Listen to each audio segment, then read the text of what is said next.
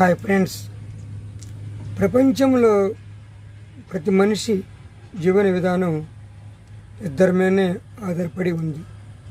వారు ఎవరై అంటే ప్రతి ఒక్కరికి ఆకలిని తీర్చే అన్నదాత, మరి ఒకళ్ళు మన దేశ సరిహద్దుల్లో వాళ్ళ ప్రాణాలని పణంగా పెట్టి మనల్ని మన దేశాన్ని కాపాడే సైనికుడు.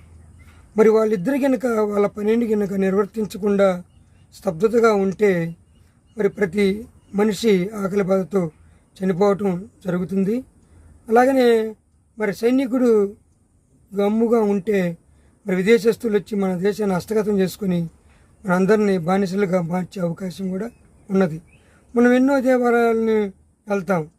మరి దేవాలయాలు వెళ్ళి తిరుపతి వెళ్ళి గోవింద గోవింద అంటాము, మరి మక్కా వెళ్ళి అల్లా అల్లా అంటాము, పెరుసలేం వెళ్ళి యేసు యేసు అంటాము.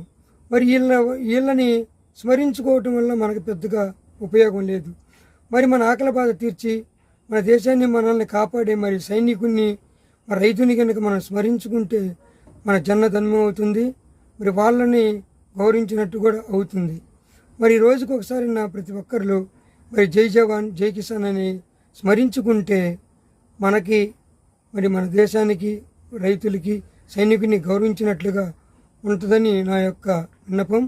మరి ప్రతి ఒక్కళ్ళు మరి తప్పకుండా మరి దేవుని నామాలు స్మరించకపోయినా పర్లేదు, కానీ మన ఆకలిని మన దేశాన్ని మనల్ని కాపాడే వాళ్ళిద్దరిని స్మరించుకుంటే బాగుంటుందని నా యొక్క విన్నపం.